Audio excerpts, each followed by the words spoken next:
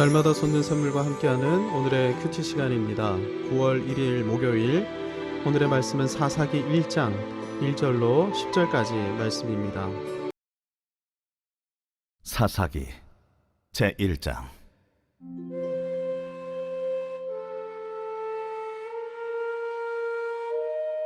여호수아가 죽은 후에 이스라엘 자손이 여호와께 여쭈어 이르되, 우리 가운데 누가 먼저 올라가서 가나안 족속과 싸우리이까? 여호와께서 이르시되, 유다가 올라갈지니라. 보라, 내가 이 땅을 그의 손에 넘겨주었노라. 유다가 그의 형제 시므온에게 이르되, 내가 제비 뽑아 얻은 땅에 나와 함께 올라가서 가나안 족속과 싸우자. 그리하면 나도 내가 제비 뽑아 얻은 땅에 함께 가리라. 이에 시므온이 그와 함께 가니라. 유다가 올라가매 여호와께서 가나안 족속과 브리스 족속을 그들의 손에 넘겨주시니 그들이 베색에서 10,000명을 죽이고, 또 베색에서 아도니 베색을 만나 그와 싸워서 가나안 족속과 브리스 족속을 죽이니, 아도니 베색이 도망하는지라 그를 쫓아가서 잡아 그의 엄지손가락과 엄지발가락을 자르매,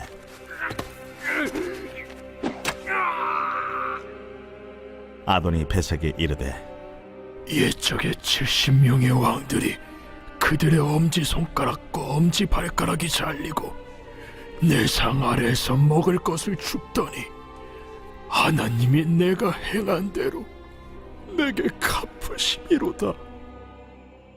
무리가 그를 끌고 예루살렘에 이르렀더니 그가 거기서 죽었더라. 유다 자손이 예루살렘을 쳐서 점령하여 칼날로 치고 그 성을 불살랐으며, 그 후에 유다 자손이 내려가서 산지와 남방과 평지에 거주하는 가나안 족속과 싸웠고, 유다가 또 가서 헤브론에 거주하는 가나안 족속을 쳐서 세세와 아히만과 달메를 죽였더라. 9월부터 11월까지 우리는 사사기 말씀을 묵상하게 됩니다. 사사기 시대의 영성은 오늘날 우리가 살아가고 있는 21세기의 영성과 너무나도 흡사한데요. 21세기의 주된 영성이 다원주의입니다. 많은 학자들은 21세기를 후기 현대주의 시대, 포스트 모더니즘 시대라고 부르는데요. 이 포스트 모더니즘의 시대 정신이 다원주의와 상대주의입니다. 다원주의나 상대주의를 보다 피부에 와닿게 표현하자면 이렇게 말할 수 있을 것입니다. 나에게 있어서는 내 생각이 옳을 수 있지만 너에게 있어서는 내 생각이 옳을 수도 있다. 그러니 각자의 사상이나 취향이나 가치관이나 종교 등의 다양성을 인정하면서 서로 어울려서 살아가자. 서로를 용납하고 용인하고 인정해주자. 어쩌면 우리에게 매우 익숙하고 공감이 되는 생각 아닙니까? 그런데 이런 생각이나 영성이 매우 위험한 이유는 이 주장의 핵심이 나도 옳고 너도 옳다이기 때문입니다. 보다 노골적으로 표현하자면 기독교도 옳고 불교도 옳고 이슬람도 옳고 힌두교도 옳다는 것이죠. 그래서 종교 다원주의자들은 각 종교는 구원에 이르는 서로 다른 길일 뿐이다, 이렇게 말하는 것입니다. 실제 지리산 천왕봉으로 등반하는 코스가 얼마나 다양하게 존재합니까? 구원도 이와 같다는 것이죠. 모든 종교는 구원에 이르는 서로 다른 다양한 코스일 뿐이다 라는 것입니다. 이것이 종교 다원주의자들의 주장입니다. 개혁교회를 표방하는 우리가 교회 일치운동으로 불리는 WCC를 강력하게 반대하는 이유가 여기에 있죠. 우리는 성경이 말씀하는 성경론, 신론, 인간론, 구원론, 교회론을 부인하는 교파와는 결코 연합하거나 교류할 수 없다고 확신하기 때문입니다. 하지만 WCC는 일치와 연합, 교류와 하나됨을 위해서라면 교리적 차이는 얼마든지 양보하거나 타협해야 한다고 주장합니다. 왜 교리적 차이를 양보해야 한다고 말하는 것일까요? 다원주의자들에게 있어서 가장 큰 죄악은 절대성이기 때문입니다. 이들은 절대성을 부인하는 것이죠. 이유가 무엇입니까? 절대성에는 관용이 들어설 여지가 없기 때문입니다. 이것만 진리이고 이것만 옳다, 이것이 절대성입니다. 따라서 이것만 진리이고 이것만 옳으면 이것을 제외한 나머지 모든 것은 틀린 것이고 거짓된 것이 되고 말죠. 다원주의자들은 이걸 용납할 수가 없는 것입니다. 사사기를 시작하면서 사사시대의 영성과 21세기의 영성이 매우 흡사하다고 말씀드렸습니다. 실제 사사시대 이스라엘 안에 이 다원주의의 영성이 유포되기 시작했는데요. 그래서 사사시대를 가장 잘 나타내는 사사기의 주제 선구가 이 말씀입니다. 그때에는 이스라엘의 왕이 없었으므로 사람마다 각기 제 소견에 옳은 대로 행하였더라. 똑같거나 유사한 표현이 사사기 17장 6절, 18장 1절, 19장 1절, 21장 25절에 반복해서 등장합니다. 사사시대는 하나님의 말씀, 하나님의 율법이 기준이 되는 시대가 아니었고 내 생각, 내 가치, 내 기호가 기준이 되는 시대였습니다. 내가 기준이 되기 위해 거부해야 하는 것이 무엇입니까? 신앙생활하면서 내 마음대로 살아가려면 무엇을 거절해야 합니까? 하나님의 말씀을 거절해야 하죠. 하나님의 말씀을 읽더라도 내 마음대로 해석하기만 하면 얼마든지 내 마음대로 살 수 있고 사사로운 해석을 통해 오히려 내 마음대로 사는 삶을 정당화시킬 수도 있습니다. 그래서 사사시대 이스라엘은 하나님의 말씀인 성경을 해석해서 그 뜻을 알려주며 그 뜻대로 이스라엘을 지도하려는 지도자 그리고 그들의 지도와 리더십을 거절했던 것입니다. 하나님의 뜻을 알려주지 않아도 됩니다. 나도 얼마든지 하나님의 뜻을 해석할 수 있고 분별할 수 있습니다. 그러니 나를 가르치려 하지 말고 나를 지도하려 하지 마십시오. 나의 영역에 간섭하려 들지 마십시오. 그저 내가 원하는 만큼만 나에게 종교적 서비스를 제공해 주시면 됩니다. 그래서 사실 큐티 운동도 매우 위험해질 수 있는 운동입니다. 큐티를 통해 자칫 사사로운 성경 해석과 적용이 널리 유포될 수도 있기 때문이죠.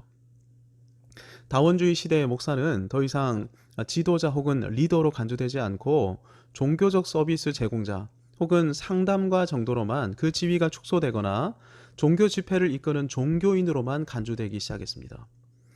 만약 오늘날 목사가 예레미야나 선지자들처럼 또 예수님처럼 심각한 죄악 가운데 살고 있는 신자들을 향해 하나님의 진리를 기준으로 책망하거나 꾸짖는다면 신자들의 반응이 어떠할지 생각해 보시기 바랍니다. 아무리 권면하고 책망해도 진리를 떠난 삶에서 돌이키지 않을 때 눈물을 흘리며 저주를 선언하거나 주님이 외식하는 서기관들과 바리새인들에게 하셨던 것처럼 하나님의 심판을 선언한다고 생각해 보십시오. 오늘날 목사가 이렇게 한다면 충격에 빠지는 사람들이 적지 않을 것입니다. 어쩌면 인격 모독을 당했노라며 노골적으로 목사를 공격하거나 대항하는 사람들이 생겨날지도 모릅니다. 서구 사회는 이미 20세기 초반부터 자유를 바탕으로 다원주의와 상대주의의 세계로 깊게 나아갔습니다. 교회에서는 자유주의 신학이 만개하면서 성경의 절대성을 부인하는 풍조가 등장하였습니다. 성경의 무호성, 그리스도의 동정녀 탄생, 그리스도의 이적, 그리스도의 대속적 죽음, 그리스도의 부활, 이 5가지를 근본주의 5대 교리라고 부르는데 20세기 초반인 1923년 5월 미국의 목회자 1254명이 이 5대 교리를 부인하는 5번 선언에 선언함으로 미국의 신학과 교회는 급속히 좌경화되었습니다. 유럽 기독교는 그 이전부터 이미 자유주의 신학에 완전히 무릎 꿇었고 그래서 무기력에 빠져든 상태에 있었죠. 서양 교회에서는 그래서 목회자들은 오래전부터 더 이상 스스로를 말씀의 지도자나 교회와 성도에 대한 영적 리더로 여기지 않아 왔습니다. 성도들 역시 목회자를 지도자와 리더로 바라보지 않아 왔죠. 그 결과 서구교회가 깊은 영적 사사시대에 빠져들고 말았던 것입니다. 앞으로 우리는 3개월간 사사기를 살펴보면서 하나님의 백성이 어떻게 이렇게까지 타락할 수 있는지, 타락의 끝판왕들을 만나게 될 것입니다. 사사시대의 결말을 잘 아실 것입니다. 레위인 첩이 윤간당해 죽은 것이 계기가 되어 이스라엘 안에 내전이 일어났죠. 여러분, 교회 목사에게 첩이 있다고 생각해 보십시오. 신자들이 목사에게 동성애를 요구하고 뜻대로 되지 않자 첩을 윤간해서 사망에 이르게 했다고 생각해 보십시오. 여러분, 이런 일이 실제로 벌어진다면 얼마나 끔찍한 일이겠습니까? 그런데 사사시대에 이런 일이 실제로 이스라엘 안에 일어났습니다. 그래서 성도들끼리 서로 싸웠는데 죽고 죽이면서 싸웠습니다. 실제 이스라엘이 이 불량배들을 감싸고 돈 베냐민과 전투를 벌였는데 결국에는 베냐민을 거의 멸족에 이르게 할 정도로 학살하지 않았습니까?